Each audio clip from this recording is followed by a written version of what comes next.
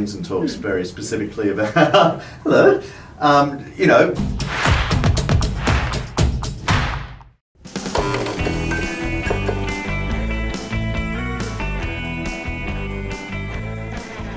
Hello, Chris Taylor here on the couch for B&T TV this week with the CEO of Innocean, Jasmin Bedir, and my fellow guest smoker. How are you, Jasmin? I'm really good. You're very comfortable because you've got one of these. I do. Herman. Herman is twice the size of this one, but Right. you know, just as handsome.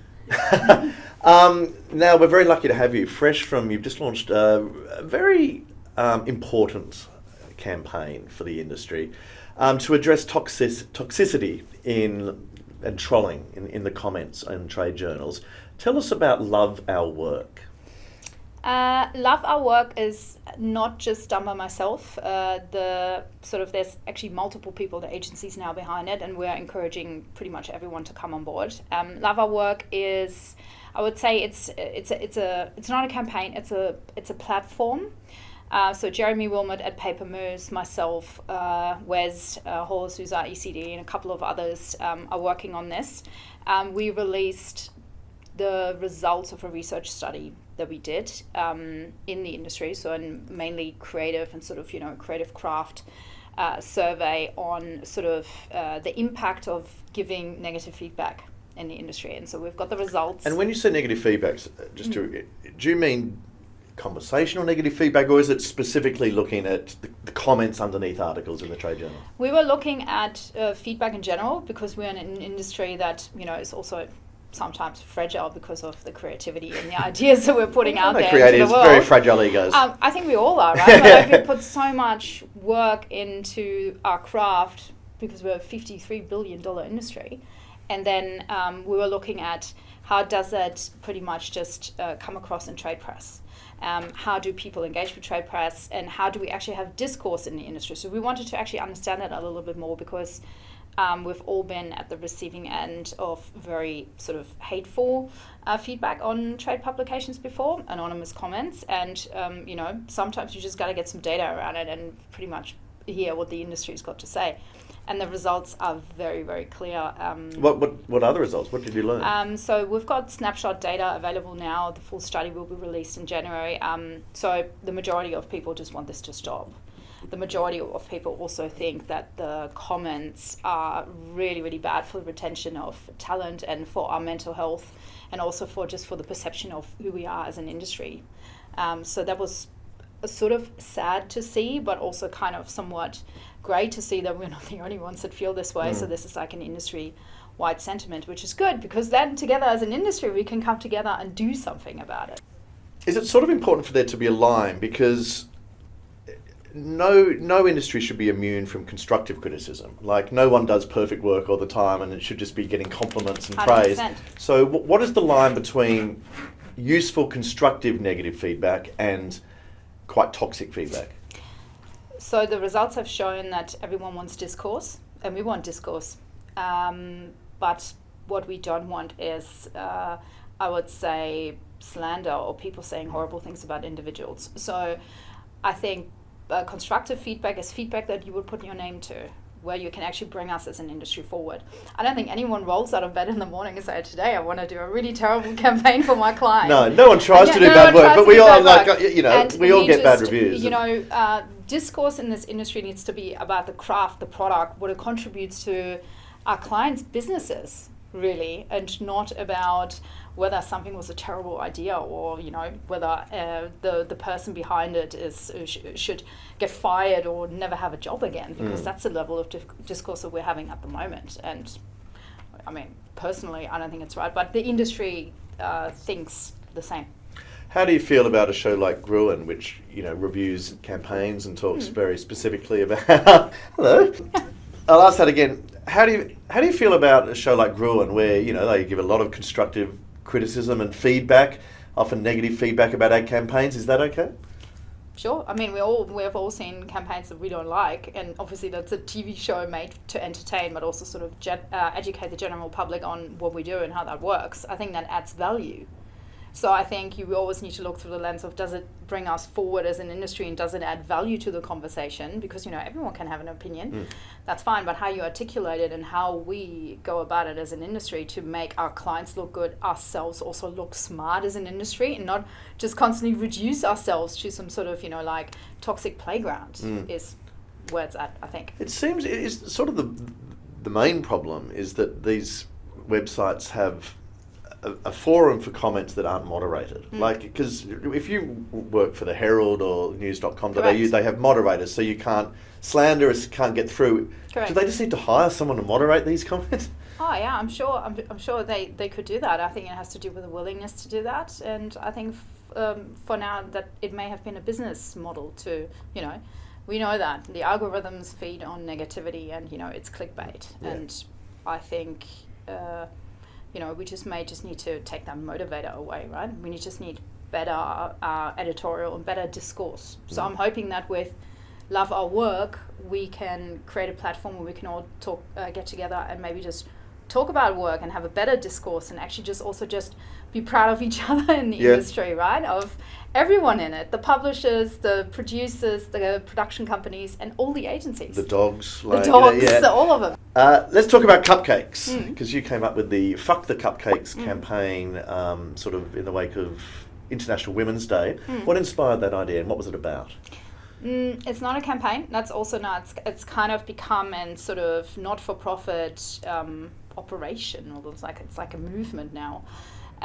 It was inspired by cupcakes, and I always have to apologize, for using this word in it. So if you're not comfortable, you can call it FTC, and not Fuck the Cupcakes. It was inspired by the fact that everyone in the room and all the women that I was talking to in the lead up to International Women's Day said, we don't want to do this anymore. We don't want to just go into boardrooms, talk to ourselves in a room, and then go back to the 364 days of bullshit that we have to endure, and possibly also have the occasion cupcake, the HR sort of cupcake that gets wheeled in, and so I just said fuck the cupcakes.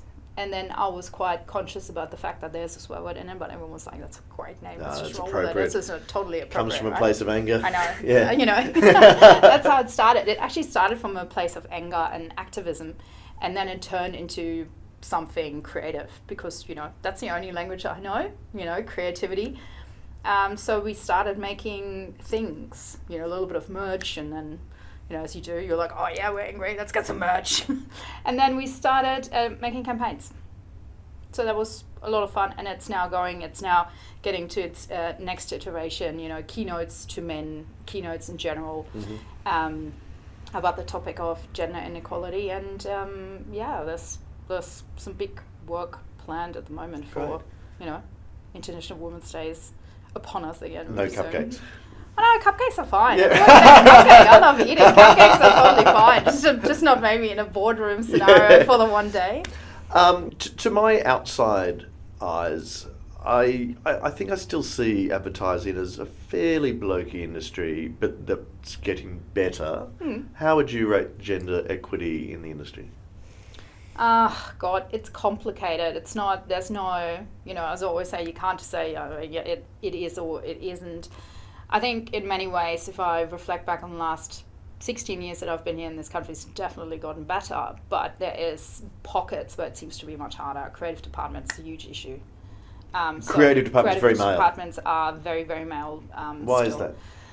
If you look at who sort of like the top ECDs are and CDs are, and if you look at sort of, awards jury it's very male. It's extraordinary in 2023, isn't it? Yeah, but it is still the case, and I think it's also because creative craft is something that could be seen as subjective as well.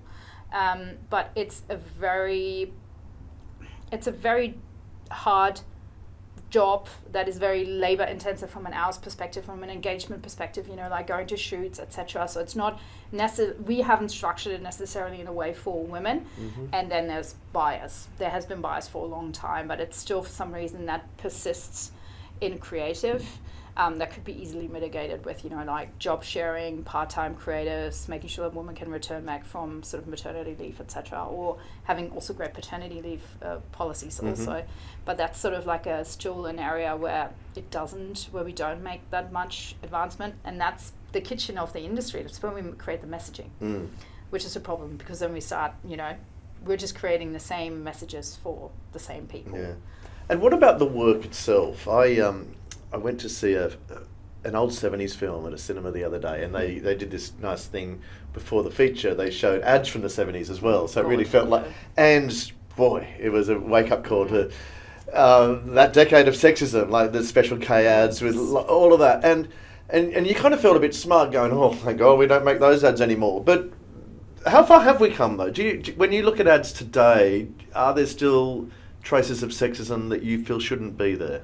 I've got a different view on what sexism is and what stereotypes are and what we should and shouldn't be doing, because I don't think there's enough data around it. I'm a big fan of actually doing the research, which is another research project that we're doing at the moment. A lot of research. Well, with that research, it's just feels like it's opinion, and then I'm being told that I'm angry or emotional, and I don't want to be that person, right? Yeah. So I've got facts. My anger is fact-based. Yeah, but also I believe if we want to bring us forward as an industry, it's not just about women. It's like, we just need more diversity in thinking, because the industry is under threat and has been, and we're struggling getting talent in. But also, I believe it's our responsibility to redefine aspirational culture. We constantly go out with our case studies and saying, we're the ones that are creating culture. So then I think we've got to be really careful what we're putting out there, and making sure that we're actually creating messages that again, bring us forward. And there's a lot of work has been done around sort of, stereotypes for women in advertising. Thank God we don't, there's still the occasional ultra-tune ad where you go, oh God, that's awful. But otherwise, in terms of, how we're depicting women, it's not overtly sexist anymore. But there's another side of the coin where there hasn't been done enough research, I believe, and which is we haven't been focusing on men. What do you mean by that? So over the past decade, or in general, in sort of feminism, it's always been about focusing on women, resilience training for women, and how we're showing women, it's been like investing in women, even to the point where it's like self-defense for women. But it hasn't been popular to actually look at the impact on men. If you go into a library or a bookstore, you see there's like self-help for women everywhere. There's nothing for men. Interesting. And so we need men to be part of the equation, because without men there is no cure in anything. You see that in domestic violence, you see that in everything, in how we create narratives. But if men aren't able to lean in and have the tools and to learn how to do that, or understand what positive masculinity or progressive masculinity looks like, then we're not going to make any advances. So the research that we're doing is actually the opposite. It's not about more women. It's more about fixing what men. are the narratives. What is the narrative around men, and is that good? And are the stereotypes or like sort of the gender profiles, like the provider or like the warrior or the sports person, is that all there is, and is it helpful? Is it not helpful? How does we're looking at broad media now, because TV stations or like broadcasters have a responsibility there as well. So, and there's not much that's been done. So we did a literature review to see what has been done, and not much has been done. So it's really funny that another you think research project for no, but this is what we're doing. This is literally an 18-month project to kick that off and have a look at it, because it's funny coming from someone like me, because no one expects me saying that, but it's not easy to be a man at the moment. It's not easy to be a teenage boy at the moment. And if we want to bring us forward, I think collectively, I would encourage everyone that's got like a male-focused brand or a product in that space to come on board and see whether you can also do some research and investigate that further. Are there any brands or specific campaigns you think are doing it well at the moment that have stood out to you? There's the occasional, I don't know if anyone's doing it well, and again, there isn't the data for me to actually say this is good, this is not good. It's just sort of, what you feel. I mean, obviously, every time we see like a campaign from like an Optus, which all of a sudden has an Indigenous person in it, or like or like a bank that has like a divorced dad in it, we all kind of applaud, but that should sort of be the norm, I Yes, think, as rather opposed than to, you know, that parachuted he in as a correct, box ticking exercise. correct. Yeah. But again, that's just sort of what I feel here, as opposed to actually presenting data and saying That's the sort. I status quo. feel we're going through an overcorrection phase, which is very welcome. Like, because it's been so undiverse for so long, and it will feel tokenistic potentially initially, but it will feel normal. Correct. And we just sort of have to go through this. Normal never feels normal at the beginning. Yeah. Yes. Never does. Well said. It sounds like you've got a lot on your plate, and you're fighting some really good battles, and it's been really inspiring listening to you today. Thank you so much for giving your time to B&T TV.